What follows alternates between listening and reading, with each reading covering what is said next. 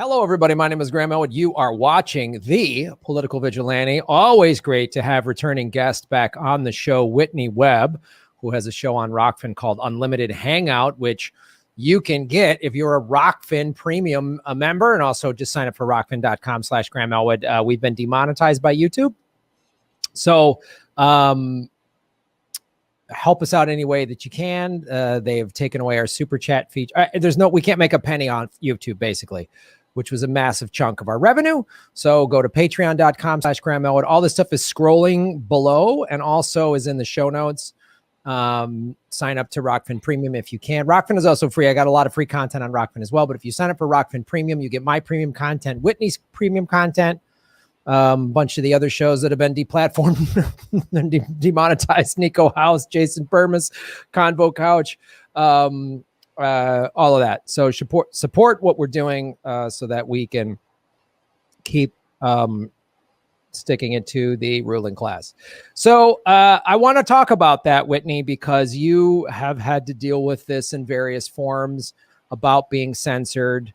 And this happened, the week of February 1st, this happened 2 weeks ago, where there was really this like bloodletting of about 10, 12 more left-leaning. Yeah. Because they obviously, we've all been seeing this happen for several years. We've all seen our videos get throttled and our subscriber counts and all this. Yeah. We've all seen all this happen. They demonetize certain videos because we talk about Yemen or anything I did that was like anti-war, they would demonetize. I've had Epstein videos demonetized. So what do you, in all of the work that you've been doing, how do you see this seemed very deliberate move of like targeting all these shows within like a 3-day span? Yeah. Some of them have been brought back. I know Jamarl Thomas has been brought back. A couple other shows have been brought back. I have not, and I don't think Nico House or Convo Couch have been brought back yet. So how do you view all this when you watch this kind of unfold, and also how has it affected you and what you're doing? Well, a lot of these censorship waves, they'll target like one side of the political divide first, and then come back on the other side. So you had a lot of censorship after January 6th of right-leaning channels and alternative media, and then you have a few weeks afterwards, a left-wing one. It just really goes to show you that all of this stuff, whether it's censorship or a lot of these other measures they're trying to roll out under the guise of fighting domestic terrorism, they target both sides. They're using it to go after dissent on both sides. And I think the last time I was on, we talked a lot about that. And what we've seen is how it's gone. How this is something that they use to target, viewpoints they find inconvenient.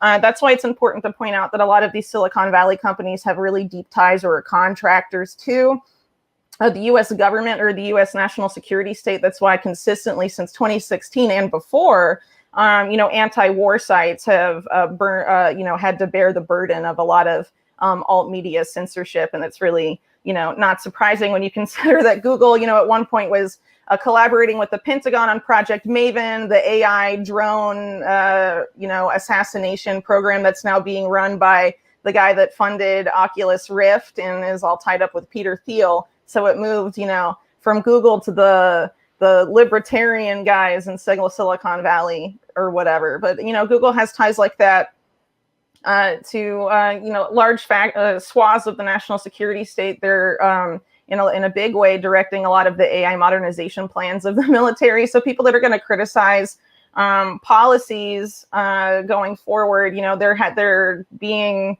much more severe with it than it's ever been. And I think that's because they're trying to roll forward with a lot of plans in the near future that they don't want dissent about.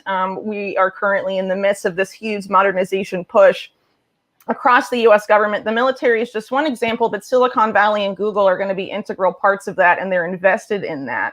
And so anyone that's sort of gonna that they think would dissent against that sort of stuff, I think they're trying to take down. But this is really an outgrowth of what's been going on since the 2016 election, when censorship began and Facebook started partnering with groups like the Atlantic Council, that's like a NATO lobby group and stuff, to decide which groups to center. And what do you know? They go after the anti-war pages and stuff like that. So, this has been going on for 4 years. People didn't speak up enough before. Silicon Valley has never been held to account. They fused with the state So, you're not going to be able to really use the government to hold them accountable at this point. We really have to just stop using their platforms and boycott them to the greatest extent possible. Yeah, I mean, let's also not forget too the book When WikiLeaks Met Google, and Assange talks about Eric Schmidt's ties to basically in working with the CIA for data collection and other reasons. He's a spook, 100%. And now they're calling him the second Henry Kissinger, which I bet is a title that all these assholes love to fight over.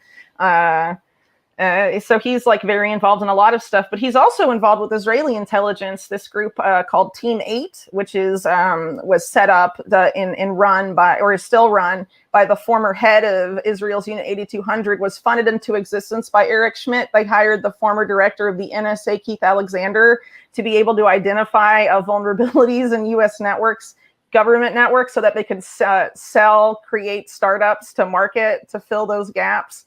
And things like that, but also because, Unit 8200 are like the cyber spies of Israel. It's a conflict of interest. So Eric Schmidt set that up, and people at the NSA complained about Team 8 at the time of its founding, at the time of them hiring the former NSA director, about it being a conflict of interest. And then you have Eric Schmidt leading, directing the Department of Defense modernization policy and stuff, and no one says anything. I mean, he's clearly well connected with, intelligence figures. And it's really not surprising when you look at a lot of the other Silicon Valley figures and their ties to intelligence, or the company's ties to intelligence, having, receiving funding from the CIA or things like that, or, Epstein Silicon Valley ties and things like that, which were considerable.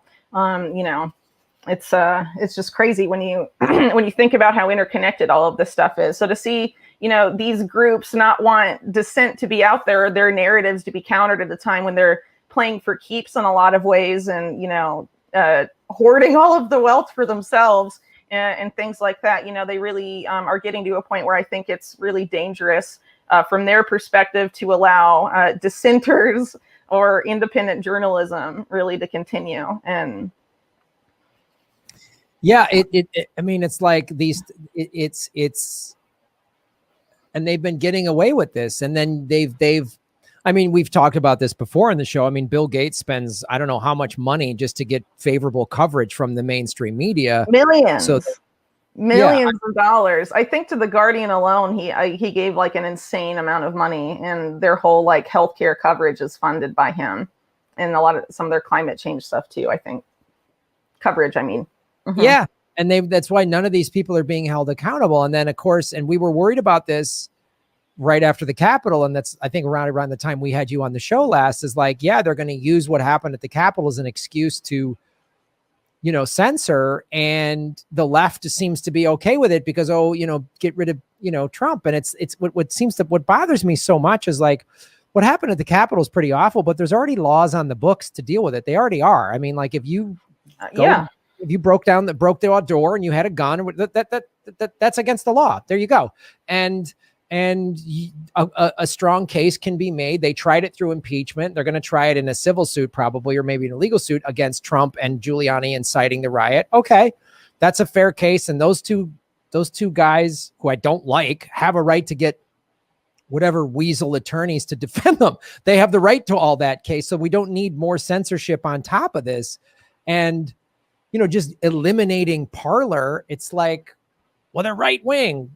Great. I won't go there. I won't listen to them. This has been happening for a while when everyone's like, when everybody cheered, not everybody, but when a lot of like lefties cheered that they got deplatform Alex Jones. I'm like, this is bad. This is bad. I don't like Alex Jones. I don't listen to him. It's that simple. I don't need him pulled off. I just don't listen to his nonsense. I don't subscribe to any alt-right channels, or I don't do that, and if somebody's advocating for violence, well, that's not protected speech. And there's laws on the books that if somebody goes on their platform and says, oh, go kill this, go get this person, go set that building on fire, there's already laws on the books for that. You don't need to like deplatform a whole. And I'm so left. I do not like Trump. I'm glad he's out of power. I hope he ends the rest of his day rotting in prison.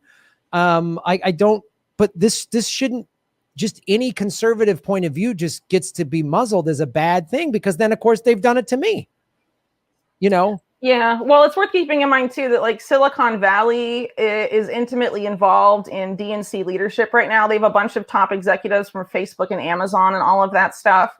So, you know, they're basically the party in control right now. So anyone they don't like for whatever reason, you know, they can just really crack down on. And we're also entering what I think is definitely going to be an unprecedented phase in censorship, because we've seen, I think it was NPR, some other mainstream outlet maybe, talking about how podcasts are dangerous and need to start being filtered and censored because they're not regulated to the extent that social media, sites currently are, and they don't have little notices that say, under RT, Russia state funded or whatever on, podcast apps or RSS feeders and, all of these different independent things where people could amass and collate their own, sort of unfiltered information from different independent sources or things that they're going after. And, trying to completely deperson people from the internet. Ryan Christian from The Last American Vagabond was locked out of all of his Google accounts. So not only did he lose his YouTube channel, but he wasn't even allowed to access any sort of Google related service with that email address, which was his main one and had a lot of other stuff on it at the time that he was deplatformed. And he was demonetized a while ago before that. And so eventually they demonetize and then they deplatform. It's sort of like the way they sort of mark channels, I think, and be like, you've been naughty according to your Silicon Valley overlords, shape up or, we're going to take you down. But, in my opinion, I like to defer to this quote from Doug Valentine. He wrote this really excellent book on the Phoenix program. He said, if you're not subversive, you're not relevant. So I tend to agree with that. So, if you're worried about, obviously, if you depend on YouTube for income, getting demonetized sucks, but it's really unlike, they basically want you to grovel to get remonetized. So, why would you do that? Screw them. Well, that's part of it too, is like, it's been, so the last 2 weeks has been, a little stressful and challenging for me. Sure. In the one hand, this is the position they want people like us to be in, Bill. Well, so we stop doing it. I think that's part of it too. Well, they want us to be like, oh, I'm tired of being an activist. I quit. I'm just going to make surf videos or whatever. They want us, they would love for me to just do that. And, I've gotten a lot of support from other indie media channels, which has been great. But I've had some conversations with some media who are like, oh, everybody's already like already self-censoring. Like I hear people say, oh, well, we pulled down all these videos about this topic because we thought that was going to be bad, and they're like, Graham, you shouldn't put that up on your thing. And I'm just like, well, now then they're winning. Then like, this is exactly. Like, well, don't do that. I posted this, Sputnik did an interview with me about being demonetized. And I started sharing it out. And someone was like, well, Graham, if you do that, aren't you worried Google's going to see that? And that might hurt your chances of getting remonetized? And they'll call you a Russian? Yeah. It was Sputnik? Yeah. Like I was on Crosstalk last week that's probably I've been on Crosstalk probably a half a dozen times in the last year because of Peter Lavelle knows me. And so, I was like, no, then I shouldn't, then I'm there. Oh, I'm afraid, and it's just like, people are like, oh, hopefully you'll get remonetized. They want to start giving me money again. Fine. But I ain't jumping through hoops for them, because here's what happens when I get remonetized. They'll just pull it again. Yeah. Or you committed more of some secret crime in, hipster hoodie, Silicon Valley court. So now I get deplatformed. So it's like, and a year and a half ago, I started posting very seriously on Rockfin. And I was like, Rockfin is my backup plan. And I started saying it in the summer of 2019, go to Rockfin. It's my backup plan. And summer of 19 is when I started covering the Epstein thing. He got, arrested and hung himself with a paper t-shirt. And that's, when I got a lot of videos, this channel grew really quickly, and then YouTube caught up with it. And so I've just been like, I don't want to. And when I hear content creator friends of mine, indie media friends of mine, like so willing to self-censor because they're afraid, Google's going to put them in detention again. I'm like, well, that's the hell with Google. Like, the hell with them. My plan, what I want to do, I want to push Rockfin so hard. I want to turn Google into MySpace. And I hope, Eric Yeah. have to start selling, his CIA trophies on fucking Craigslist. That's what I hope, and maybe he's got to turn tricks to pay his lunch or something. That's really what I'd like to do. I'd like to see him living under the freeway. But and no shame to any sex workers out there, my apologies, but I just don't like, I don't like these people at all. And I don't want to acquiesce to them because it's like, it's just, I see how they're tackled. I see how it works. Right. Well, if you self-censor, you're becoming the news that Google wants, and Google already has the news that it wants. It's called mainstream media. So why would you become them just to maintain it? I mean, that's sort of the same ideology that does motivate some people in independent media, sort of that come at it from this careerist angle. This is my career. I need to advance in my career, instead of necessarily being in this because you want to communicate information you think is important. So it reaches a wide audience because you think it could change the direction of our crazy clown world that constantly gets more insane by the day. So, when you look out on that and you're like, this is totally nuts. I would like to do something that could maybe change the course of, this crazy path that we seem to be on, and maybe, round up the worst people in the world and shoot them into the sun on a giant slingshot.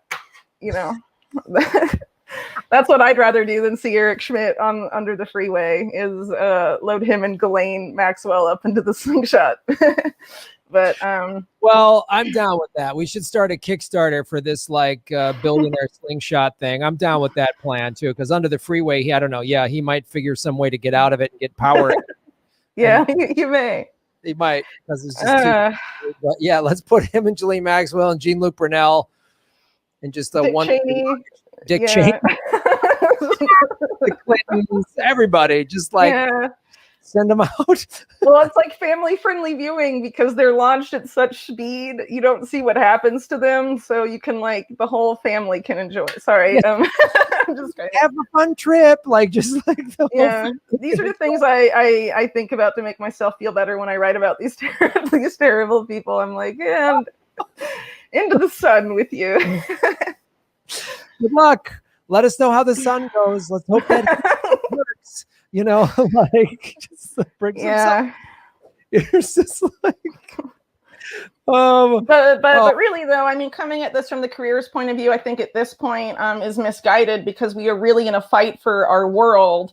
And there is so much important information that has to come out right now to change people's minds. I mean, we're at a really critical juncture, in world and also in American history. I mean, we really have to continue to speak truth to power and not, bow down to our unelected Silicon Valley overlords who, took CIA money.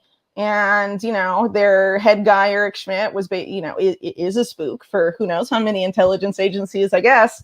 And, why are we going to do what those guys want? Do we want them to, have free reign to build the world that they want? Sounds nightmarish and hellish to me. So, no thanks. I mean, there's bigger things going on.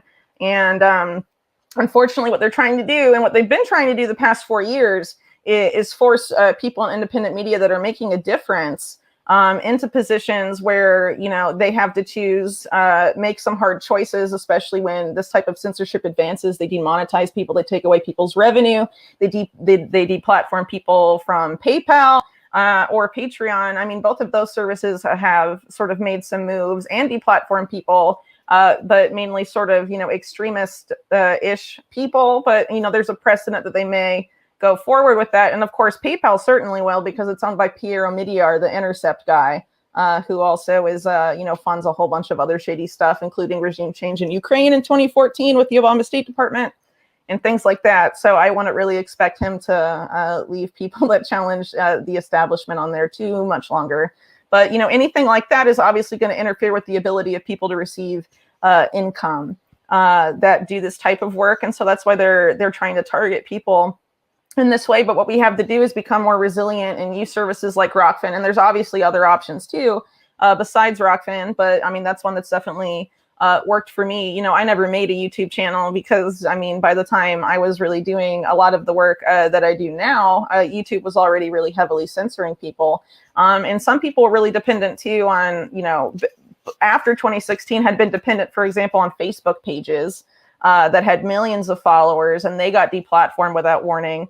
Ones with 8 million followers, even more, and they lost, basically their followings and their audience overnight because they didn't have a backup. And really the only way we can fight that is to decentralize and diversify where we post our content and how people, in the different ways people can support us. And unfortunately, as these, the bad guys, up their game, we're going to have to adapt and maybe hop from platform to platform for a while until things change. But I mean, we really, I'm definitely, in the same boat as you, Graham. I'm not gonna bow down to these assholes because I don't want to give them free license to commit crimes that, and do, start wars, and, enact a bunch of Orwellian domestic policies that will basically end individual freedom and privacy in the United States forever, so they can surveil everything and harvest all your data.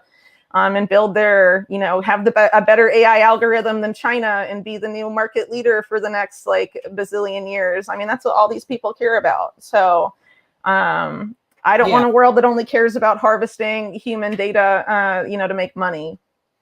Yeah, and it's also, we can't count on the Democratic Party because we know that there's all these CIA Democrats with all these people who said, "Oh, I worked at the CIA." Exactly. The Democratic Party, we can't count on them. And what is AOC and the tweet squad going to do? Just send out really sternly written tweets? They're not going to pass any legislation. They'll probably tweet pictures on Madeleine Albright's birthday being like, "She's my hero, example of female leadership." Ilhan Omar's done that a couple times. And with Margaret Thatcher, also another one of her heroes. Yeah. Margaret Thatcher. Two awful people.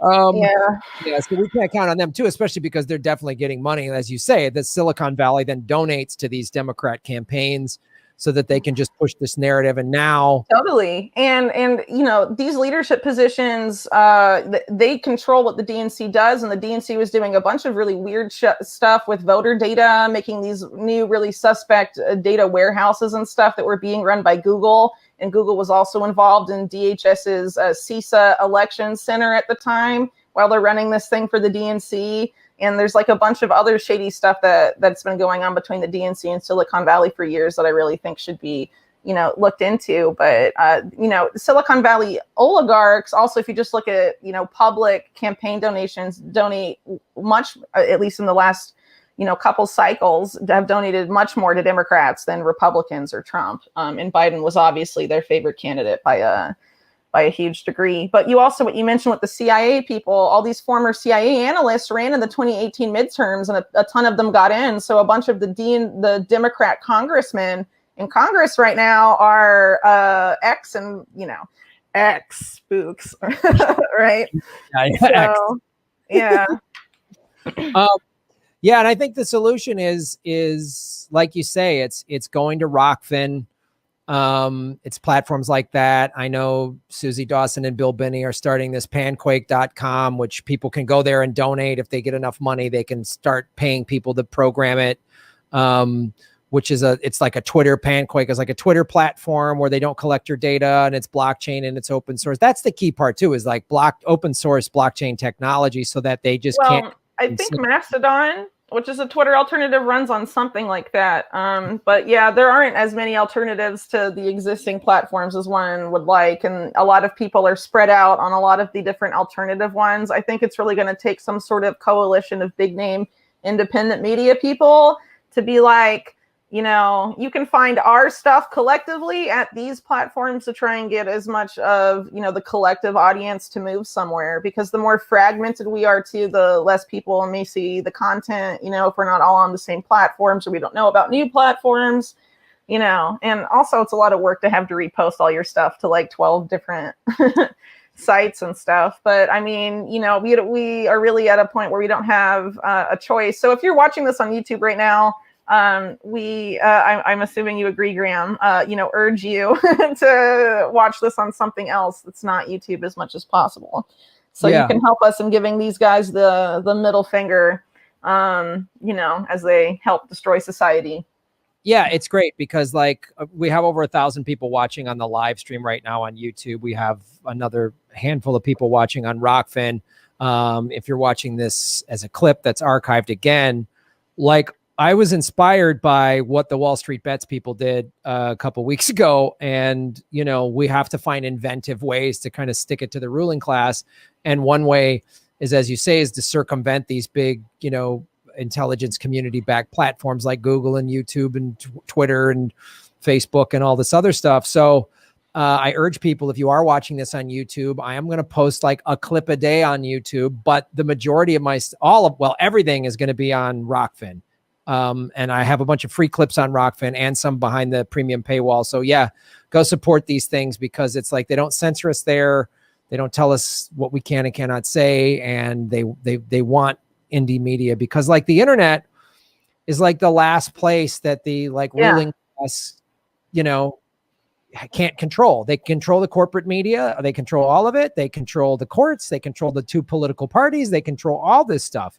And they control social media. They control what you buy, what you think, all this stuff. And like, this is the last bastion of freedom of speech. So yeah, because sorry to interject, but it's actually going to get much worse if Google's allowed to get away with this. And it's not just because they're not just trying to censor independent media so mainstream media can take over. Google right now is piloting projects, I think, in Turkey and a couple other countries to completely replace journalists with artificial intelligence and have your news be written by algorithms. And at the same time, you have these U.S. military and national security state-linked guys at this company called Primer AI that used to develop AI for the Iraq war occupation to track insurgent activity.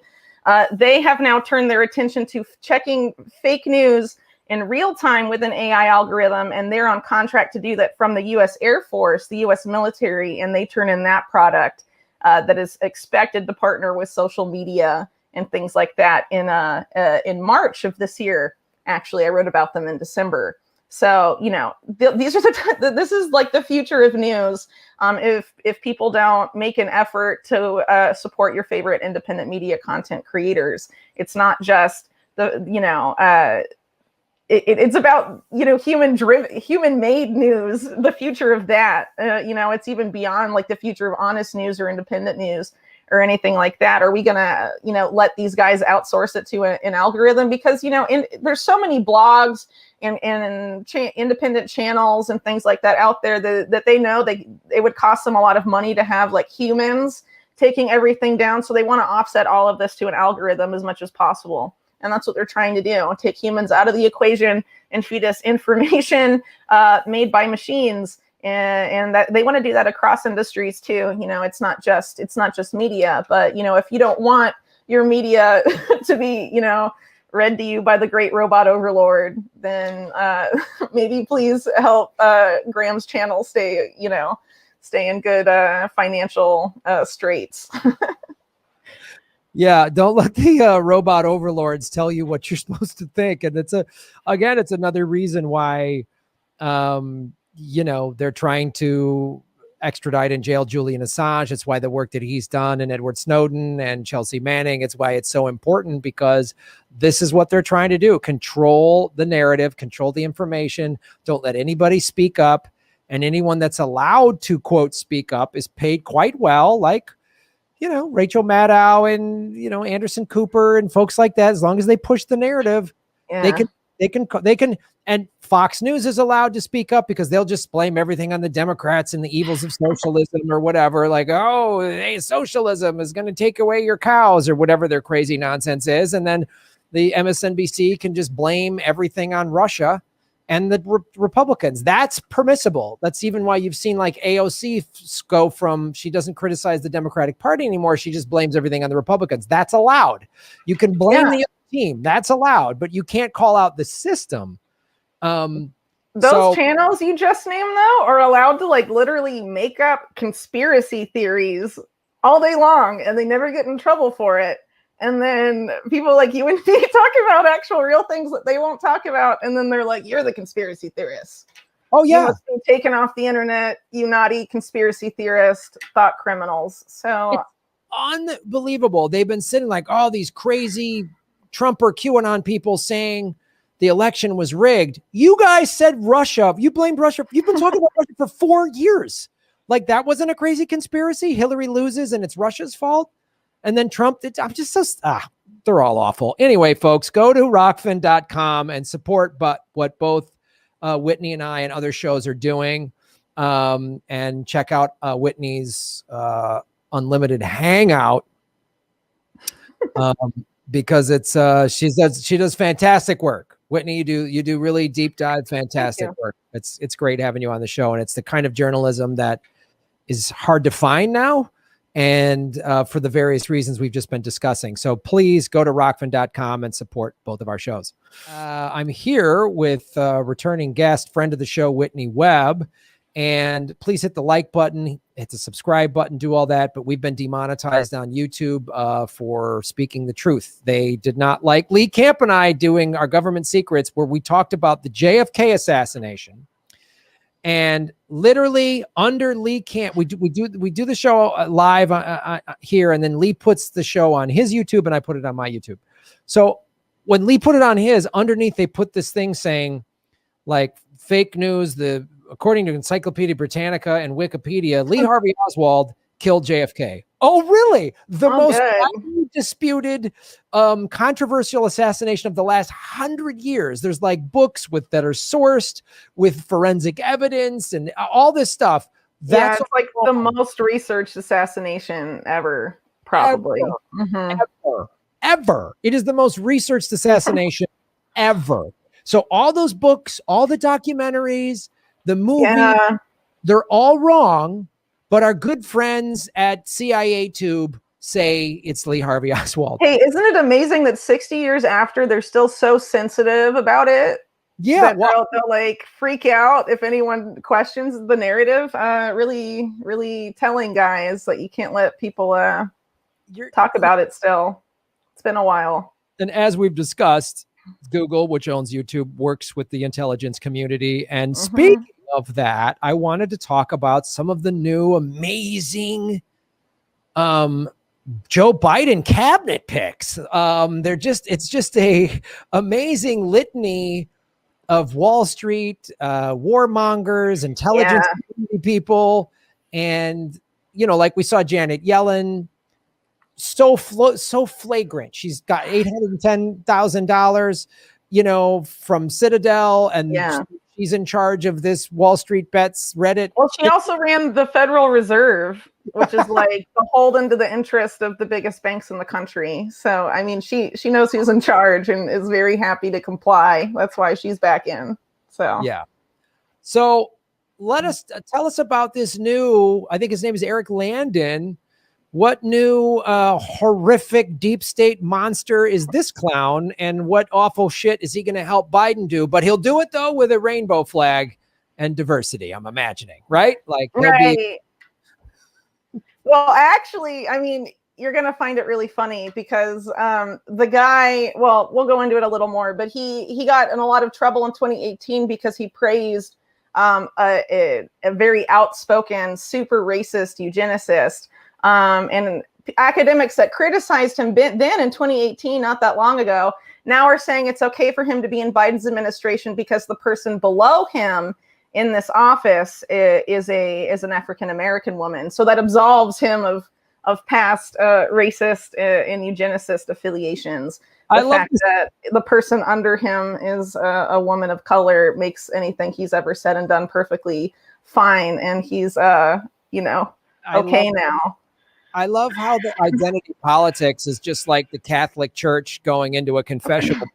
You just say a couple Hail Marys and hey, you're off the hook. You're all good. So it's just like, you've done awful shit. Well, either you or somebody next to you or supported, the vice president or assistant or undersecretary, as long as they're check some diversity boxes, it doesn't matter. It's so fantastic just how this works. Yeah. So anyway, more about this guy, right? I probably should tell you who he is. So he's a professor at MIT. His name is Eric Lander. He was nominated, I think it was announced a month ago today, that he was going to be Biden's pick to head the White House's Office of Science and Technology Policy. But Biden, because, we all heard about how Trump hates science and Biden loves science and he will do everything that science, the great science wants. And that's how they sort of, spun this. So he said that because he loves science so much, he's going, oh, sorry. To accept the science of how awful fracking is. Apparently that science. No, that's that's naughty science that we can't talk about. It's like, don't worry about that science, how it pollutes water and causes earthquakes and it's all destroys everything. Destroys everything. Fine. That's fine. Yeah. Go tell us about. We'll defund that science, but fund the science that Biden likes, and then he will believe science. That's basically how this works. Oh, it's so sad, but I mean, that's where we're at. So anyway, he was nominated to be in charge of this, but then Biden decided to elevate this position that Lander's going to fill for the first time ever up to his cabinet. So he's basically going to be on level with like Secretary of State, Secretary of Defense, all of these guys. But he's the head of the Office of Science and Technology Policy. And so this means that this position for the first time ever is required, Lander will have to undergo Senate confirmation in order to fulfill this, or in order to fill this post, right, that he's been nominated to. But no one has really they've really given him a pass, the media has, on a lot of things. And the main one is his ties to Jeffrey Epstein, because this guy is a Jeffrey Epstein funded scientist. And Jeffrey Epstein bragged on his website that the Jeffrey Epstein 6 Foundation had the privilege of funding Eric Lander's work. Eric Lander and his spokesperson, when this came out, the New York Times reported it, he didn't outright say, absolutely not, no funding from Epstein. He says, it appears that Epstein may have made this up. So why would you phrase it that way? Just a little weird. Yeah, and he's also photographed a meeting with Epstein in 2012 in the office of Martin Nowak, who is a Harvard professor that had arguably one of the closest ties to Epstein out of all of the academics that Epstein courted. So yeah, and there's a couple other reasons to be concerned about Eric Lander too, but the main thing is this Epstein stuff. I mean, really, you're going to nominate a guy that was funded by Epstein and lied about it, and met with him and, wasn't held accountable, and, we're just going to nominate him to this and give him a pass about it in the press. I mean, I would really like to see public pressure come from this and be like, we demand that Eric Lander at least be asked about the Epstein ties at the Senate confirmation hearing. But I have a feeling they're going to try and roll through that without bringing it up once, because after his nomination, BuzzFeed said in their report on Eric Lander that he did not take any funding from Epstein, totally ignoring the fact that Epstein said, I funded this guy. And it wasn't only until after the 2019 arrest that Eric Lander was like, no, he appears to have made it up, but he had no problem letting that be on Epstein's website and all the years prior. And it's on a list. It lists Lander and a couple other scientists that we know got Epstein funding, or we know had close Epstein ties, like Steven Pinker and some other people. So, why would Epstein, before he was infamous, put this guy on a list with a scientist he was actually funding, but not fund this guy? The story doesn't add up very much at all. So, I really would like to see this guy held to account about his Epstein ties at the confirmation hearing if possible, but it hasn't been reported. So hopefully, what I was trying to do in this article was spread awareness about that, to hope that, we don't nominate a scientist tied to Epstein to the highest science position in the United States government. I mean, that's just absolutely, it's insane when you consider the type of scientists that Epstein funded, who were like transhumanist, obsessed eugenicists that basically want to end humanity as we know it. And Epstein wanted to after he died, have his head in penis cut off and then put on a robot so he could live forever, and that's the kind of scientists he was funding, were people that were like, yeah, okay, we'll make that happen for you because you give us lots of money. So the fact that Biden is appointing one of these guys to the top positions is really alarming. And there's the other thing that I referenced earlier about the eugenicist praise that I can go into in a little bit if you want. Yeah, before we get into that, I mean, we should point. I even did a video on this, and it's on my Epstein playlist of, Epstein has been, as you've stated, paid for a lot of scientists to come to his compound, and he was talking about all this crazy stuff that you've listed, but he also wanted to like create some type of weird Epstein master race. Yeah, he was a total eugenicist, but a lot of these scientists are too, including ones that he funded, like George Church, who tried to create this dating app that would compare your genome with your date's genome so you didn't date someone with bad genes and stuff like that. And a lot of people involved in this elite circle of genetics that include Eric Lander and some other people like Craig Venter. They really have some crazy quotes. Craig Venter was one of the main people involved in like the sequencing of the human genome in the 90s. And he said stuff like, we need to be able to Google our date's DNA if you're going to have kids with them and all this stuff. Like they sort of like really push boundaries. And that's in their like public statements, right? So who knows what they say during boys' time with all the young girls and Epstein, palling around in Little St. James. Because, I mean, these scientists went there, like Marvin Minsky, the MIT AI scientist that was close to Epstein, had like a symposium for artificial intelligence in Epstein's Island in 2002, flew at all these big names. And those guys have ties to, the Silicon Valley crowd of today also. And Eric Lander actually used to work for this contractor that a lot of other Epstein funded scientists worked for, that was called Thinking Machines, that was actually a DARPA contractor that built supercomputers for the military. And then their assets got divided up between Oracle and IBM, which are both huge tech companies today that have extensive ties to U.S. intelligence. And then the other one was Sun Microsystems, who's one of their top executives at the time is Eric Schmidt. And so now Eric Lander also runs something that's called the Broad Institute, and they just teamed up with Google to give Google basically access to a bunch of electronic health records of Americans through the Broad Institute's partnerships with healthcare networks throughout the country.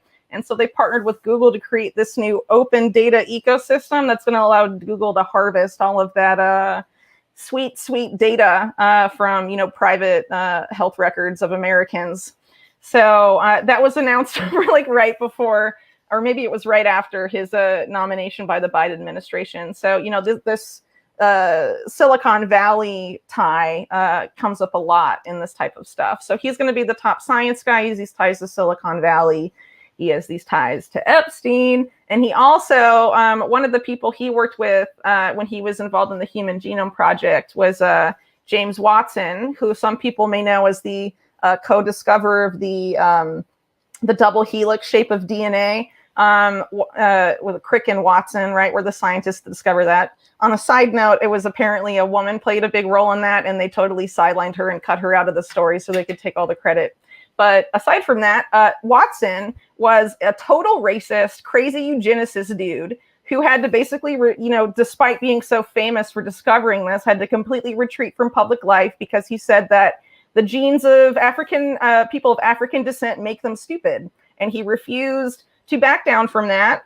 And he said it on interviews with like a bunch of MSM channels, including like the BBC in the UK, was straight up. And he said things like, we can't apply Western political philosophy and policies to Africa because they're genetically and mentally inferior to us and things like this. And so in 2018, after this guy has been super controversial and pushed out of science circles for saying all of this, Lander offers a toast to the guy, saying that he inspired everyone to redefine science, and he pushed boundaries and to make the world a better place and all of this stuff, and got a lot of controversy because why would you say that about a guy that everyone knows is a crazy racist asshole?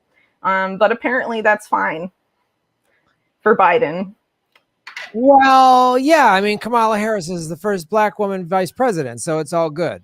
That's right? really how this works, though. Yeah. Because Biden worked with all the segregationists when he was senator, and he gave the eulogy for Strom Thurmond when most Democrats at the time boycotted his funeral because Strom Thurmond was probably one of, if not the most racist members of Congress in the 20th century, who filibustered the big filibuster of the civil rights law, tried to run for president to keep the race is separated until the end of time and all of this stuff. And Joe Biden gives the eulogy for him and likes to talk about how great and bipartisan he was by reaching across the aisle to like the worst people in the Republican Party. If you're going to reach across the aisle, does it really have to be to Strom Thurmond?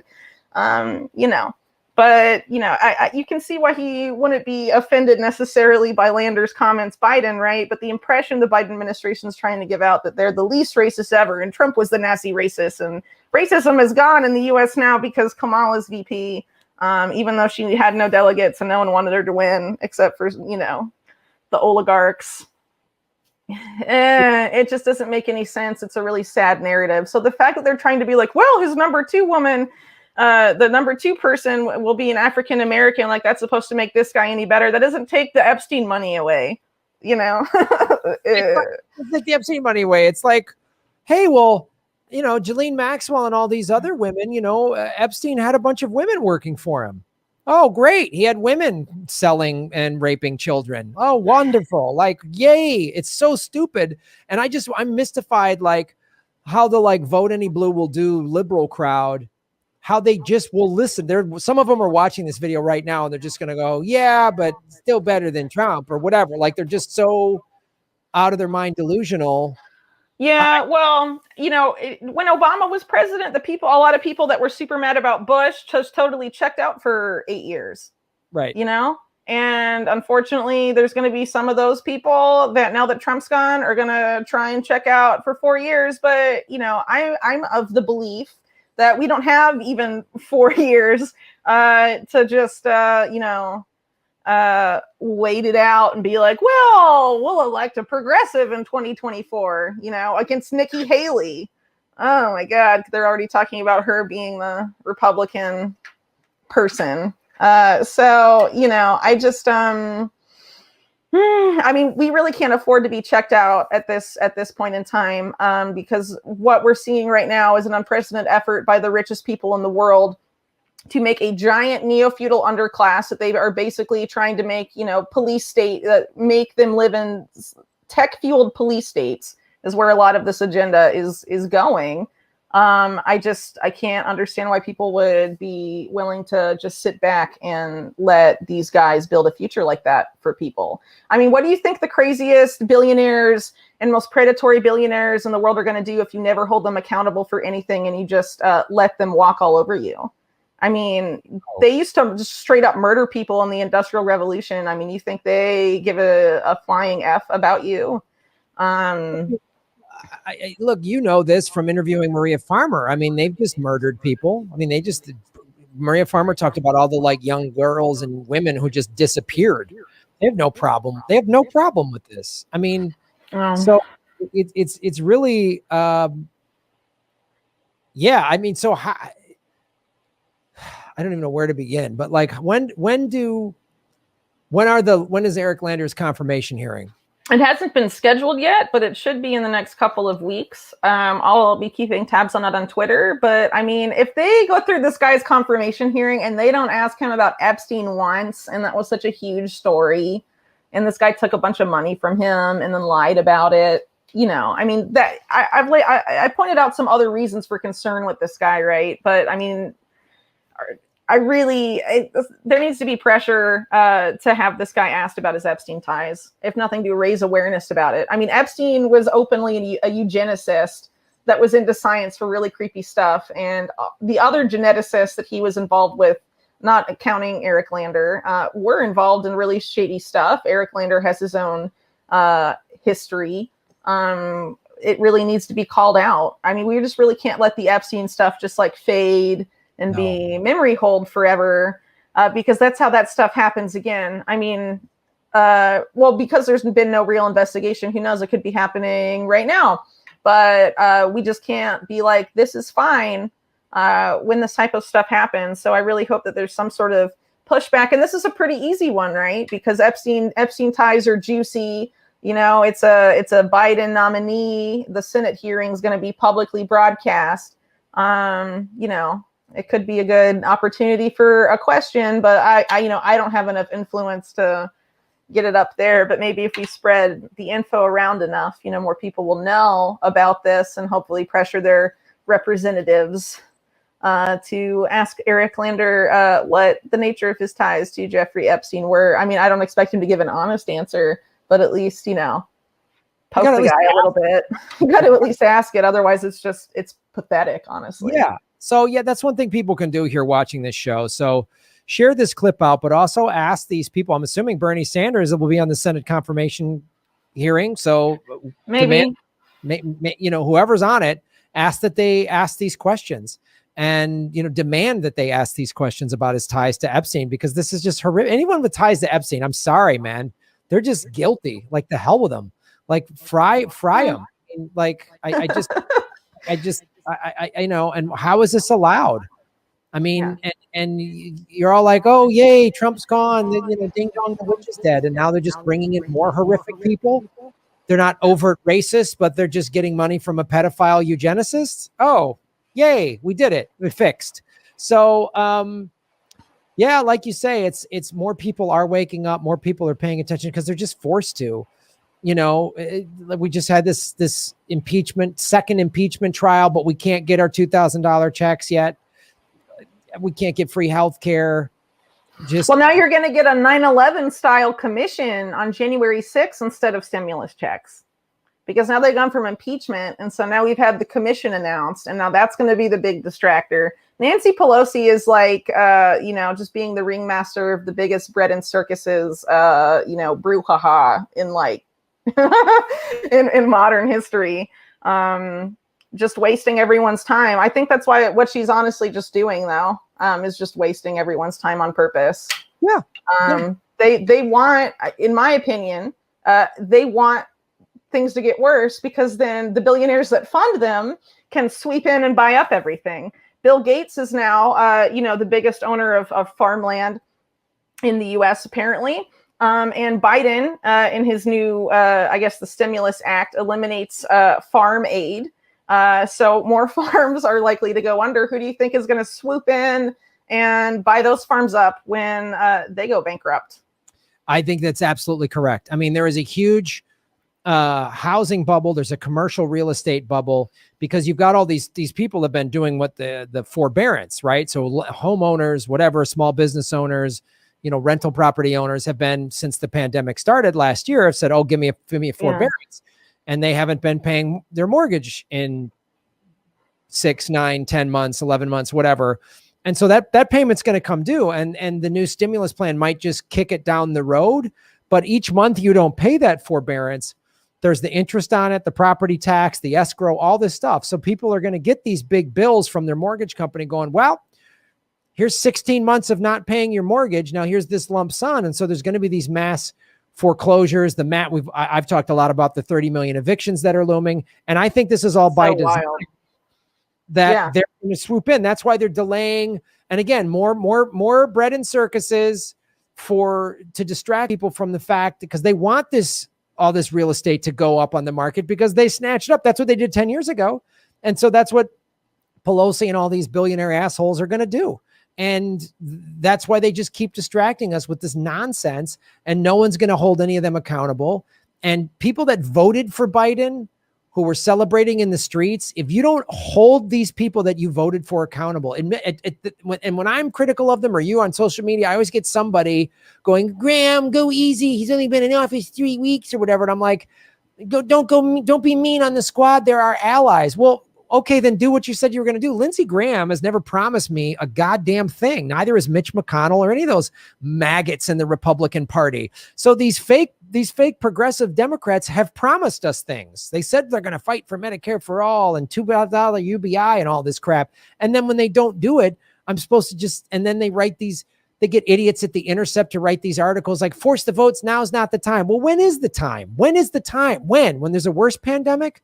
When is the time? And so we're just going to get more distracted. Yeah. And meanwhile, it's just like how QAnon wanted people on the right to sit on their asses and not do anything and trust the plan. I mean, they're trying to do the same thing to, people on the other side of the political spectrum. I mean, not QAnon style, but also being like, well, you just have to wait You just have to, now's not the time. We have to wait till we have a bigger majority in Congress. We have to wait until this and this happens. We have to wait until after the next midterms. We can't compromise the midterms right now. You know, they always have the same excuses, and the people that keep falling for it. I mean, it's getting to the point where, like, you are part of the problem. Look at history, what these people do, and who ends up benefiting, you know, from this stuff. And you know, now is not any different. Yeah. But the problem is, because of the situation now, we don't have 4 years or even 2 years probably to the next midterms to kick this can down the road indefinitely. No. I mean, it's absolutely insane to think that, you know, you're not going to have mass evictions by the time of the next 2024 election. Where are people going to be living? I mean, people worrying about who they're going to vote for might actually be the least of people's problems at that point, depending on how things play out in the next couple of years. People may just be wanting to survive. You know what I mean? So we're really out of time to just assume that, oh, we can get the right people in the right position and then everything will be fine. As long as we elect the right people, they'll be like the Justice League and they'll magically fix everything for us. That's not how this works. And, you know, I mean, these guys aren't the real seat of power anyway. The national security state tells these, you know, which is the military and intelligence, tells these guys what to do, and they listen, you know, because these guys know how to get you to go along with the plan. They have a lot of practice. Yeah. You know, so we can't really depend on these people. We have to do stuff ourselves. And I think, unfortunately, a lot of these, you know, oligarchs have plans for some of these unfortunate things that are likely to happen. So you have this plan going on the West Coast, where big Silicon Valley companies are saying they're going to start housing the homeless. But those are going to be, they have Internet of Things stuff. They run on 5G. You know, they're basically surveillance pods. And so they're free and you're allowed to be in them, but Silicon Valley is harvesting data off of you in exchange for these free services. And that's where a lot of this stuff is going too. There's actually an effort that's being funded by the NIH and some other, you know, U.S. government bodies, the National Science Foundation, to create wearables that will be, instead of sending people to prison for opioid addiction, they'll give you like tracking bracelets that can predict if you will be craving, if you crave using an opioid, and then the government can come in and intervene before you relapse, sort of like this pre-crime approach to treating the opioid pandemic that collects all of your biometric stuff. And they're marketing this as a way to reduce the prison population. It may reduce the prison population, but is this really the way to do it? Why not just end the war on drugs and things like that? But a lot of these like tech-powered solutions, we're going to see this stuff be really heavily promoted by the Biden administration, not just for COVID-19, but for a swath of different issues facing the U.S. And so, you know, this benefits Silicon Valley, and they would like to see the largest group of people, or a certain number of people, you know, whoever can fit in these projects or whatever they're creating, you know, to be in that desperate situation and then receive them and this stuff. I mean, they're making these plans for a reason. They plan to use them. So why not allow conditions to develop until people are desperate enough to accept these new invasive technologies into their lives, which is something that, you know, the national security state and their private sector arm, Silicon Valley, both benefit from and both want. If you read their documents and their plans for the next several years and the fourth industrial revolution and their push to modernize in the era of AI to compete with China, but it's really about more than that, I think. Yeah, it's pretty gnarly. And then getting back to and then ushering in some Epstein funded eugenicist weirdo. Yay! Send him to the top of science. Yeah. We love science. We believe in science. Epstein funded eugenicist to the very top. It sends a great message, doesn't it? It's wild. You really see the sort of like big play by the ruling elite. So they you know, the QAnon, clearly a psyop, and then they helped amplify the like lack of science by like the Trump administration to say, oh, science. And then Trump obviously gladly helped by doing nothing with COVID, which made people go, oh, Trump doesn't know what he's doing. And so then that just paves the way for, oh, we need a new science czar. And it's so we just, because we're all about the science, and then no one's going to ask questions about this guy's ties. It's the same sort of, playbook they've used with the Capitol, right? While it really feels like, and we're going to get into this segment in a second, but it really feels like the FBI, the head of the Proud Boys was an FBI informant. Like the FBI helped do this. And Oath Keepers, the two main groups they fear-mongered about being there, the heads of both of them are feds. And it's like, well, yeah, but and the neo-Nazis, they're in this country and they're scary, but it seems like it's really easy for the feds to get those sort of loose cannon neo-Nazis to do this, to do their bidding. And then you can blame it on all them, which justifies the censorship across the board. Why my show and others, I'm on the left, being censored. And then just like they're going to wheel in Patriot Act 2.0. And with this, like you said, this Capitol Commission, that's going to be more of a waste of time of taxpayer dollars. Well, they're calling it a 9/11 style commission. And that's just insane. And people are being like, oh, yes, a report as authoritative as the 9/11 Commission report. I mean, that's just madness, honestly. But also, I mean, you look at the impeachment trial that was all about January 6th, really. Where was the talk of the DC police stand down and how they flagged people in? I mean, they have no interest in actually finding out what happened on that day. So maybe the 9/11 parallel is accurate, but what you can expect if it is an actual 9/11 commission style commission is, the co-chairs of the 9/11 commission wrote a book and they talked about how the commission was lied to, underfunded, had its powers of investigation extremely limited, among other glaring issues, and they said it was in fact not an authoritative account, and that there were numerous key questions about the 9/11 attacks that their report was unable to answer. So that is maybe they're being honest by telling you that this is the type of report that you will be getting. With, millions of dollars of taxpayer money while we, all wait for money to live off of. You can't pay your landlord in bullshit impeachment trials and bullshit Nancy Pelosi run commissions. So, I don't think it's going to work out. But Nancy Pelosi gave me a 50-cent off coupon for ice cream, and I'm going to give that to my landlord. Oh, my God. I can't believe how out of touch she is. I mean, what a ghoul. I mean, she looks like she's perpetually melting. And she's like offering people her favorite ice cream in her freezer. Oh, God.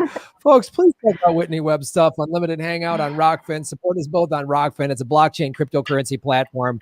They pay the content creators in crypto, so it's actually more valuable as the U.S. dollar becomes devalued because of inflation and printing money. Cryptocurrency goes up in value. The Ray token, which is the currency that they pay us in at Rockfin, a year ago it was trading about 50 cents. Today it's about $3.50. So please go to rockfin.com/Graham Elwood to support what I'm doing and what Whitney's doing. And for $10 a month, you get all of our premium content. So please check that out and support what Whitney is doing. Hello, everybody. My name is Graham Elwood. You are watching The Political Vigilante. We are joined by the, I don't know how to say this. You're just like powerhouse, Whitney. Oh, thanks. But every time you come on the show, I'm always like, Jesus, like, I didn't know, man, you come in with so much information. I'm like, wow, like, you're just like, I just got to make sure I got my shit ready. Cause I'm like, Whitney's going to just be throwing haymakers of truth on everybody today. And the way you connect the dots. Thanks. Sometimes it's hard having so much stuff in my brain. Well, I totally understand that. I totally understand the, like, I know too much, and you just, and this person, and the connect to that, and everything. Yeah.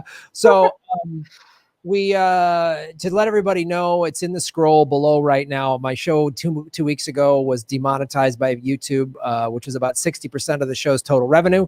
So we need your support, as you see in the scroll, and also in the show notes. There's a Venmo. There's also a PayPal button on my YouTube page, and in the show notes too, I have Bitcoin and Ethereum wallets as I'm getting way more into crypto. And then, of course, Whitney and I are both over at rockfin.com, and it's free to sign up for Rockfin. I've got a lot of free content up there, and then the premium content gives you access to everybody on the platform's premium content. So I wanted to talk to you about, we were just talking about the Capitol, and so this is and we were talking about Biden's pick, Eric Landon, and we've been talking about censorship. So you've uncovered, or it's come out basically, that there was someone at the Capitol that got was a socialist or something. Like, tell us this story now. Well, it's from the Washington Post. I think it was today. But I didn't personally cover it. And I just brought it up because, earlier you're talking about things that were interesting to talk about for today's show. And I had seen, this article, and I think it really paired well with what we talked about when I was on last time about how this war on domestic terror that's being justified by January 6th, how its intention is to go after dissent on both sides under the guise of combating domestic terrorism, and that they plan, when convenient, to use the boogeyman of white supremacists on the right and Antifa on the left to, justify censorship on both sides, and also these predictive policing, pre-crime sort of arrests for domestic terrorism, which we saw also on the war on terror, right? People could be arrested as terrorists or tried as terrorists without actually having committed the crime. And in a lot of those cases, the FBI was setting up a lot of those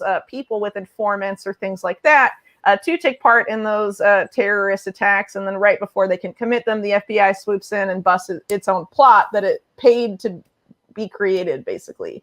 And that was the case with the Governor Whitmer kidnap plot last year. And that is also the case, as we mentioned in the last segment, about the head of Proud Boys and also Oath Keepers, two of the groups that were most fear-mongered about in relation to January 6th. The heads of both of those are informants for law enforcement, and in some cases DHS also, which I guess would be like federal law enforcement. So that's pretty telling. And also, I mentioned this last time, last March, DHS, in coordination with the FBI, announced that they were basically going to be launching at some point very soon a new war on domestic terror, and that there was going to be a 9/11 style event that was going to come, and they could see it building, but they couldn't quite stop it. And then that would basically be the pivot point at which this new war on domestic terror would have to take place and things like that.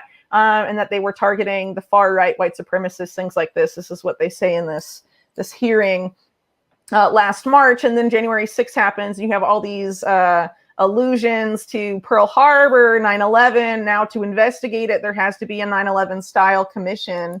And right after January 6th, you have a Democratic Congresswoman, Alyssa Slotkin, who was one of these CIA Democrats that was, I think, voted in 2018 that used to work for the CIA. And she immediately says, this is a dividing point in American history. This is just like 9/11. And now this is the war on domestic terror. Starts now. I mean, she pretty much just like laid it straight out. So, I think that's part of the censorship too, that we talked about earlier, is that they want a very specific narrative to stick about January 6th. And there's a reason. But there's a fatal flaw to that, and that is their unwillingness to acknowledge that DC police stood down and allowed that to happen, in some case opened the doors for these people or waved them in. And so far, there's been no effort to answer that. And it's very likely that the 9/11 style commission of January 6th won't either. But the case of this guy that was they were talking about in the Washington Post recently, his name is Daniel Baker. He was arrested, I think, on January 16th or 15th, several days after the attack. And it was just because the attack, the insurrection, there's so many words that get thrown around for January 6th. I don't even know what to call it anymore. Call it maybe the FBI false flag. Anyway, there we could call it a lot of yeah. But basically, this guy is Daniel Baker is a veteran, but he didn't go to Iraq. He apparently got discharged. They wouldn't say why, but one of the reasons he didn't want to go was because he heard his fellow soldiers, I guess, when still in the states brag about raping women. And so he decided not to deploy overseas. He ended up fighting with the YPG, like the Kurdish militia in Syria against the Islamic State. There were some like American socialists that went over there to fight alongside them, inspired by their, their social structures and things that are unique to that particular group. And there's some people, like I think the guy that hosts the TrueAnon podcast that some people that follow Epstein News a lot may know of. One of the co-hosts on there also did that. So he, identifies as a socialist, sort of like a socialist anarchist type figure, but based on his social media posts alone is basically what he's been, sentenced. Well, I don't know if he's been sentenced yet, but a judge saw him and agreed with the FBI's argument that his social media post was enough to treat him as a domestic terror threat, basically. And this is just really dangerous and shows you that the far right is not the target. This guy didn't shoot anyone. He wasn't a white supremacist at the Capitol. And, I don't know enough about the background of the guy. I mean, maybe there's something shady in there, but the precedent they're setting here is what we should be alarmed about, right? So maybe this Daniel Baker guy did do something weird in his past, or maybe you can argue that his social media posts were whatever. But I mean, if it's really getting to the point where people of any political variety, the FBI doesn't like what you write online, and they're going to take you to try you for, as a domestic terror threat in your own country. I mean, that is like not just gutting free speech, that is creating a huge chilling effect on free speech. Specifically with what you post about your political views and things like that. And also shows that the FBI, the type of power grabs that law enforcement is trying to make in this new era where they're trying to create this new war on domestic terrorism, they have to be fought tooth and nail because they're obviously planning to use this type of, technology, because a lot of the ways they scrape social media posts is done, in automated ways, or they use, Palantir or some software like that to go through this stuff. And Palantir has a little tab where you can mark a person as a subversive and things like that, So, this is just, a lot of people after January 6th were, sort of cheering this stuff on the left. And I think this is a really good cautionary tale of why that's not necessarily a great idea, because even the guy's social media posts, I mean, I read them, the ones they had in the article, and they didn't really seem that bad. I've seen people say worse stuff on Twitter all the time. I mean, after January 6th, there were a bunch of people that were like, we need to go and take down the racist mobs, and we need to go, kill the Nazis and whatever. And I mean, his were kind of like that, and he didn't have like a huge cachet of weapons at his house. He had like a personal handgun. He's like an he's a veteran. I mean, that's not weird. But they raided his house and arrested him just because they didn't like his social media posts. He's a guy on the opposite end of the ideological divide, and appears to have a propensity to not want to commit war crimes on behalf of the U.S. government, based on his, military record. So it's just, it's a bizarre and very alarming story. And I think we're going to be seeing a lot more of that. And, the involvement of social media companies in this too, going back to them into Silicon Valley, that can't be ruled out either. I mean, they're a key player in this. They oftentimes flag this stuff and send it to law enforcement themselves.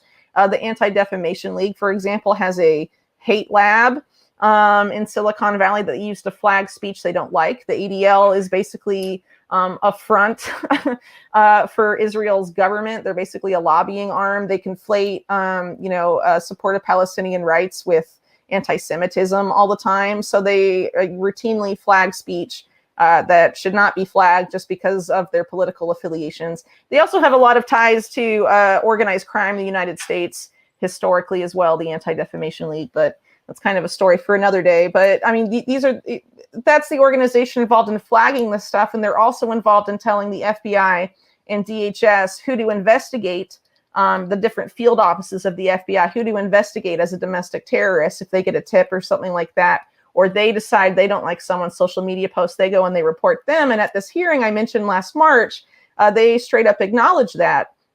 And it's really amazing to see the role that the Israel-Palestinian conflict plays in this censorship as it's going forward. We recently just had Nathan Robertson of Current Affairs. He got fired from The Guardian because they were policing his tweets on social media. He made a joke tweet about Israel's the military aid it receives from the United States, and he got let go. But he said he wasn't supposed to talk about it from the Guardian of the editor. And they gave him the most bullshit excuse ever. And it was for a really sanitized tweet on that stuff. So, why can't we criticize them or talk honestly about how much money a year goes to that? Why Americans are starving and about to be evicted and stuff like that? I mean, it seems pretty reasonable, but this is the danger of putting these organizations with conflicts of interest or very dangerous track records, giving them so much power and allowing them to use people's free speech against them and send them to prison for stuff they post online. I mean, this is insane. I mean, you're describing a guy, it sounds like, correct me if I'm wrong, who is like a socialist that's an anti-war veteran. I mean, came across that way. I mean, it's the Washington Post, and like I said, I haven't reported on it myself, but it's very instructive that this is not just going after people on the right and people that like Trump. I mean, they are looking to take out anyone that has views they don't like. And that should really alarm us. Yeah. Wow. This is like, yeah, it is so alarming. And again, everyone who was just cheering, for all this censorship right after January 6th, I'm like, this is dangerous. They're like, yeah, but it was awful. Yeah, it was awful. And as I've talked about in earlier segments, I mean, the laws are on the books of the crimes that were committed at the Capitol. They're on the books, and people are being prosecuted. They've arrested people, but now they're just anyone's social media they don't like. This is why they're just sweeping. Again, like you bring up the Patriot Act. I mean, a friend of mine wrote political cartoons during the Iraq War, and he was like put on the no-fly list. I mean, like they can just do stuff like that to anybody they don't like. And why do you think the president now is the guy that used to brag about writing the Patriot Act right when they're about to roll out Patriot Act 2.0 for the war on domestic terror? I mean, it seems really convenient. They're like, that seems like the guy for us to have in the White House. Yeah. And you're seeing all the different ways they're doing it. So they're just like you're saying, they're using the software to just scour social media. And they're firing a guy from The Guardian for just being critical of the money we're giving to AIPAC. I mean, my show has been demonetized because I've said anti-war stuff. I've held the Democrats accountable. I've held just recently leading up to the videos I did leading up to getting demonetized was like holding Janet Yellen accountable for her ties to Wall Street. And then the Biden press secretary, Jen Psaki, not answering a direct question. Lee Camp and I talking about a book that has sourced Freedom of Information Act documents, bringing into question who actually killed JFK, and I get demonetized for that because they want me to they want to shut me up. They want me to start self-censoring. I'm hearing other indie media people saying, "Well, I'm going to pull down this video and that video because I want to get my monetization back, or I don't want to get demonetized, or whatever." And you're just seeing all of the little tactics that they use to censor you, or just flat out arrest you if they've got anything to hang on you. And it's like, and then the corporate media, which is bought and paid for by all this, will say, "Oh, this radical had a cache of weapons or something," and it's like he had one handgun, whatever, like radicalized army vet. Well, there was a guy at January 6th though that had a truck full of explosives, and they didn't charge him for that. He had a whole bunch of homemade napalm. Basically, they called it an explosive. The FBI did in the documents when he went to court or whatever. And they didn't charge him for that. They charged him for something else. His firearm wasn't registered or something. But he's like, "Oh yeah, all that napalm you brought to throw at Congress is fine." It just really says a lot. You know what I mean? And that this isn't about fighting terrorism, just like the war on terror wasn't. wasn't about fighting terrorism. It actually created more of it. So what do you think this will do? I mean, the same sort of deal. There's a lot of other agendas going on right now that they know if they just put them out there would not be popular and rejected. They have to manufacture consent for those things. The big one being their push to inject AI into the economy, which is going to automate a bunch of jobs and mean a bunch of people will never get their jobs back that lost them in COVID-19. And they want a repressive tech-fueled police state to be able to be there to manage all of these people that are unemployed and maintain control, because all these people care about is maintaining the status quo where the U.S. is the global hegemon and number one militarily and economically, and they sit at the top of the power structure in the U.S. and get to do whatever they want, and they're it's good for them, and have this elite class while everyone else is getting crushed. I mean, we can't go on like this. And I mean, there's just so much to say here with this Daniel Baker case. But they want us to be scared. They want us to not speak up. They want us to self-censor. And the only way they can get away with this is if we let them divide us. That's why they're trying to sell this to us as, oh, this is just going after this one type of extremist group. I mean, most Americans probably think that they hear war and domestic terror and all this stuff. They probably think, oh, that's only for white supremacists. Well, now we know it's clearly not. Right. And it's clearly not going to be used that way. It's not just going to be to censor racist assholes online or anything like that. It's going to be to censor anyone that's, not towing the party line or the state line at this point. And we just can't let that continue. And we can't continue to be divided so easily. I mean, January 6th was really... I think it's something that we need to look back on and we need to learn from and see how they were able to so successfully divide us with this psyop manufactured for media. I mean, it was basically about getting video clips to outrage Americans. I mean, looking back now on some pictures of like Viking QAnon shaman dude walking in, it's him. And then he's surrounded by like 8 photographers. You look, they're holding cameras and stuff. I mean, how is that? That doesn't seem normal for like this whole insurrection narrative we're being told, among numerous other things. And so I think we need to reflect back and see how they were able to so successfully divide us and get so many people on the left to cheer this stuff on. We have to wise up and quickly because they'll keep doing it again, and they'll do it. And then, it'll be we'll stand to lose more that time, whether in terms of civil liberties or privacy or something else. And, we really can't afford that anymore. And the more we allow this censorship agenda to advance, the less, opinions like this will be able to get to reach people, which is also concerning. We really need to rise above this attempt to divide us, because that's really if we allow them to divide us, I mean, they can win. And I would like to return to the point that these billionaires, the oligarchs, have transcended their party lines and their ideologies, right? So you have like Peter Thiel, the libertarian, working with the woke people in Silicon Valley to enslave us all. I'm so glad they got over their ideological differences to work together to destroy the planet, So, I mean, why can't we do the same? I really don't understand. Not everyone that supports Trump is a crazy racist that foams at the mouth.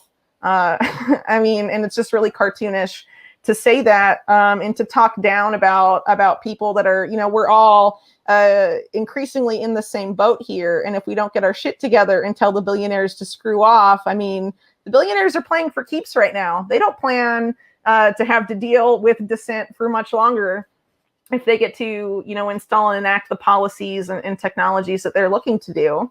And I really don't want to live in that world. Hopefully a lot of other people don't either.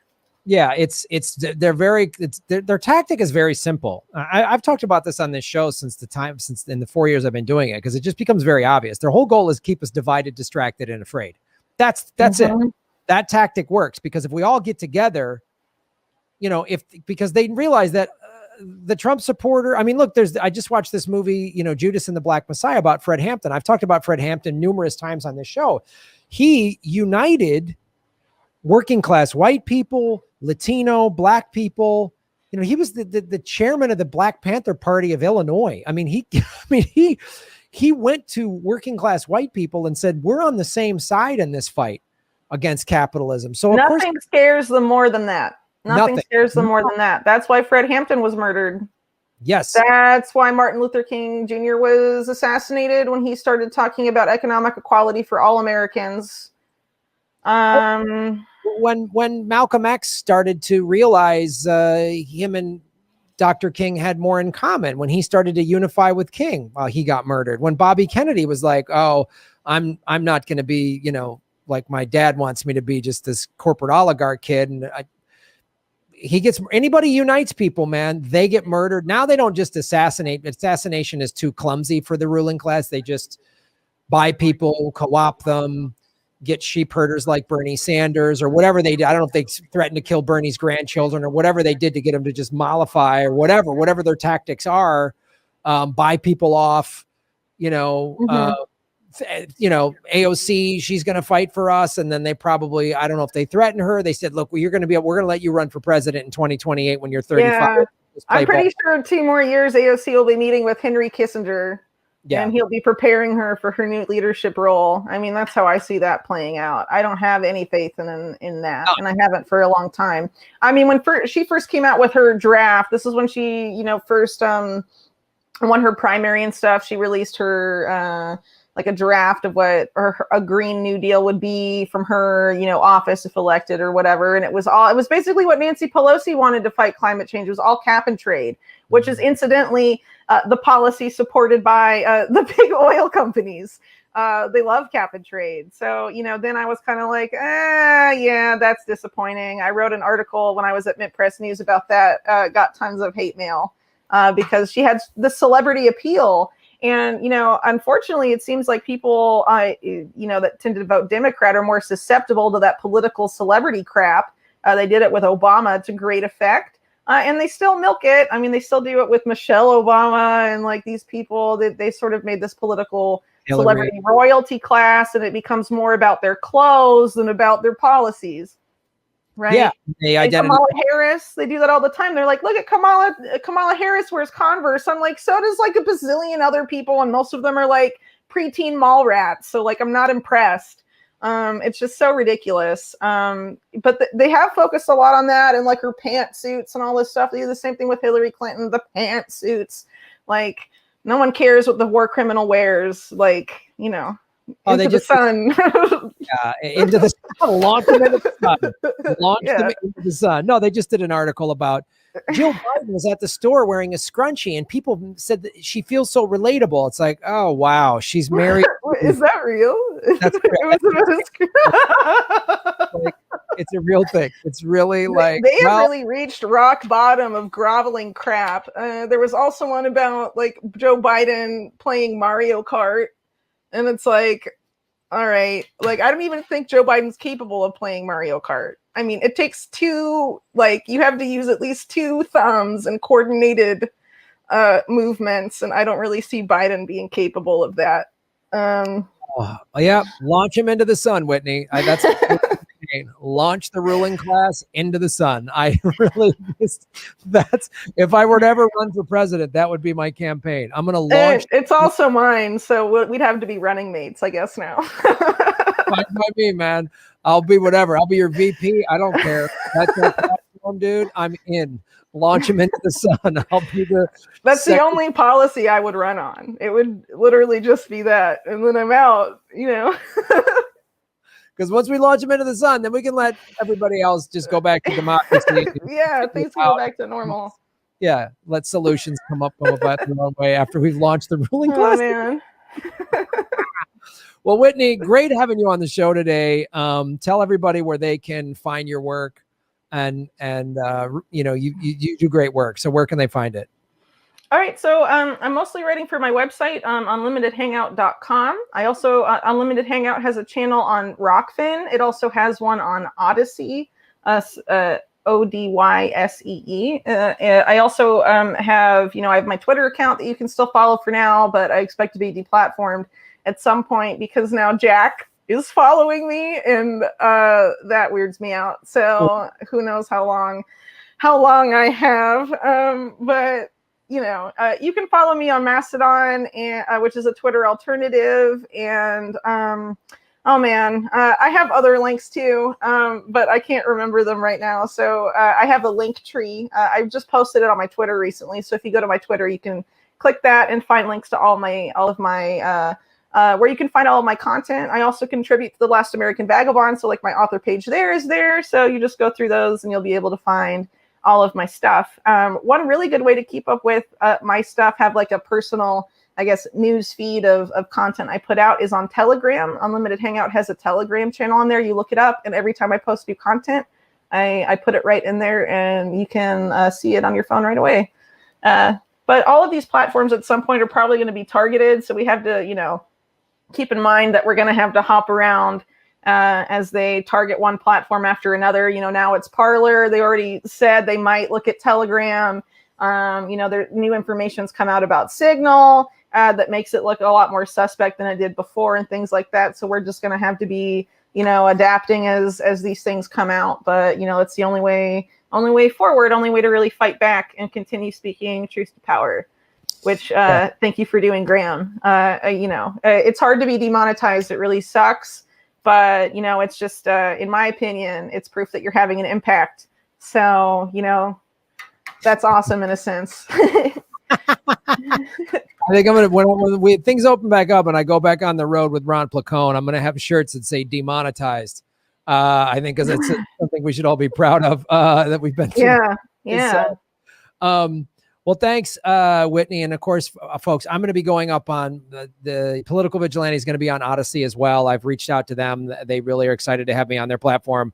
And then please go to rockfin.com /Graham Elwood. You can sign up for free. And again, Whitney's there, Convo Couch, Ron Placone, Lee Camp, Jimmy Dore, Kim Iverson, Nico House, a bunch of other people who have, have overlapping audiences, Richard Medhurst.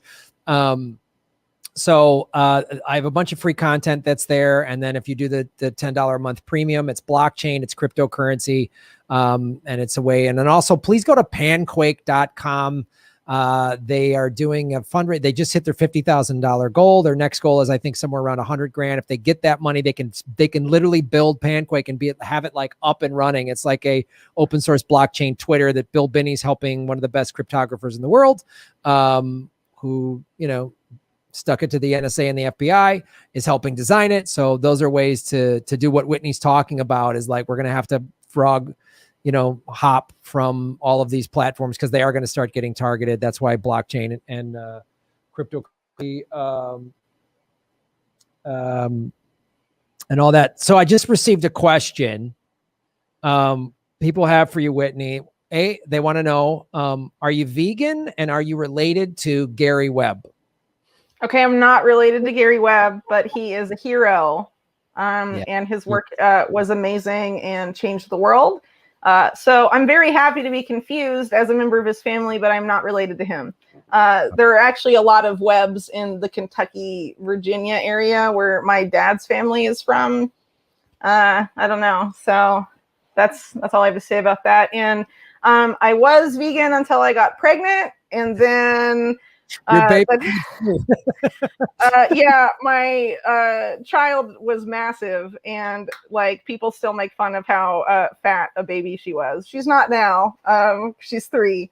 But yeah, I was pregnant and I could not do it. Well, part of it is because I live in Chile, and so I had been I haven't eaten meat since like 2010. So, and then I became a vegan afterwards, but the vegan options in Chile, it's very slim pickings. This is like meat country, sort of like the American South, but without the like food, the selection of like non-meat products in the grocery stores has none of that. So, you have to either make it all yourself or invest a lot of time, import stuff from out of the country that can get kind of expensive. So it's a little complicated, but I used to manage farms. I love farm animals and I don't like eating them, and I don't eat them.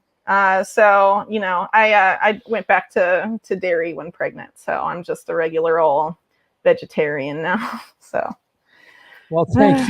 Someday I'll go back, I think, when, it's cheaper and easier and I'm not in Chile, maybe. Yeah, don't feel bad. You don't have to start like growing almond trees and turning them into milk. You know what I mean? You're pretty busy doing all this reporting. So you're fine. You're good, Whitney. Well, thank you so much again for being on the show and shining light on all of this. Everybody, please check out Whitney's work at unlimitedhangout.com. I will put that link in the show notes. All right, Whitney, you have a great day, night, wherever it is. And we will talk to you soon. Okay, sounds good. Thanks, Graham. All right, bye. Bye. Thanks for watching, everybody. Please hit the like button, the subscribe button. Go to patreon.com/Graham Elwood and rockfin.com/Graham Elwood, where you can support the show. Also, I have a Bitcoin wallet, a Bitcoin Cash wallet, and an Ethereum wallet in the show notes. We're taking cryptocurrency. I have a Coinbase affiliation link. We're going to be getting on some other exchanges. So that's how you support the show. Make sure you hit the subscribe button. YouTube is unsubscribing us at an alarming rate. I have a PayPal button at grahamelwood.com. I even have a Venmo at Graham-Elwood. There's a lot of ways to support our show. We are getting crushed by YouTube. We've dipped under 73,000 subscribers because of YouTube. Thanks for supporting what we do.